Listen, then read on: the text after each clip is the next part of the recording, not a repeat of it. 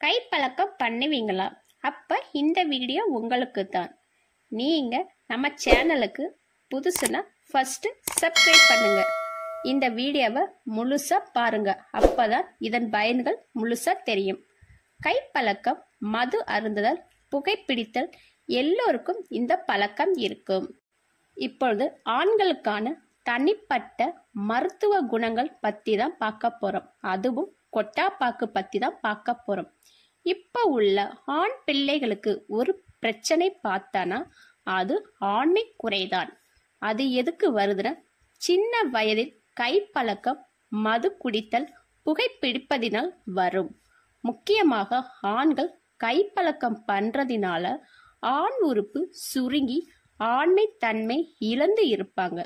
அவங்க சின்ன வயதில் இருந்து பண்றதுனால கல்யாணம் பண்ற வயதில் வரப்போகும்போது அவங்களுக்கு ஆண்மை தன்மை இல்லாம கரெக்டான வயதில் இருக்க வேண்டிய விரைப்புத்தன்மை இல்லாம போறாங்க. அதுக்கு சிறந்த ஒரு மருத்துவ குறிப்பு பார்க்க போறோம். அதுக்கு ஒரு கொட்டாப்பாக்கு எடுத்து தயிரில் ஊற வைக்கணும். இது எப்படின்னா, காலையில தயிரில் ஊற வச்சு இரவு நீங்க தூங்க போற முன்னாடி ஒரு 10 நிமிடம் முன்னாடி இது சாப்பிடணும். அதுல உடல் உறவுல ஈடுபடும் முன் 10 நிமிடம் முன்னாடி இதை சாப்பிட்டனா நீண்ட நேரம் உடல் உறவுல ஈடுபடலாம்.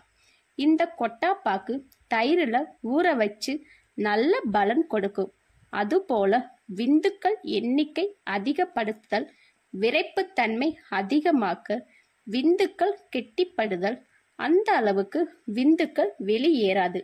அந்த அளவுக்கு நீங்கள் நீண்ட நேரம் உடல் உறவுல ஈடுபடுவதற்கு இந்த கொட்டாப்பாக்கு சிறந்த ஒரு நல்ல பலன்.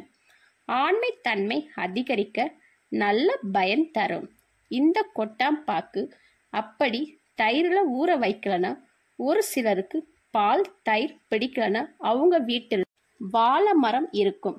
அந்த வாழை மரத்துல ஒரு ஓட்டை போட்டு அந்த ஓட்டைக்குள் காலையில இந்த பாக்கு, ஒரு கொட்டாப்பாக்கு இல்லைன்னா 2 கொட்டாப்பாக்கு வச்சு 8 மணி நேரம் ஊற வைக்கணும்.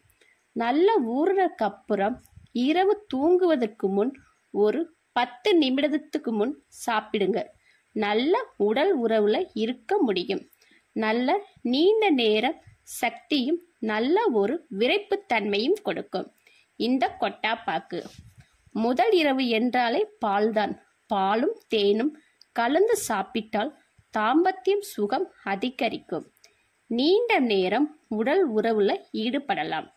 விரைப்புத்தன்மை நல்லா இருக்கும். முக்கியமாக கைப்பழக்கம் இருக்கக்கூடாது. அப்படி உங்களால் இருக்க முடியலனா வாரத்தில் ஒரு நாள் மட்டும் கைப்பழக்கம் வைத்துக் கொள்ளுங்கள். புகைப்பிடித்தல், மது அருந்துதல், திருமணம் ஆன ஆண்கள் இந்த பழக்கம் இருக்கக்கூடாது. இப்படி இருந்தால் தாம்பத்தியத்தில் முழு ஈடுபாடு இருக்க முடியாது. இதுல எந்த ஒரு கெட்ட பழக்கம் உங்களுக்கு இல்லைன்னா எனக்கு கமெண்ட் பண்ணுங்க.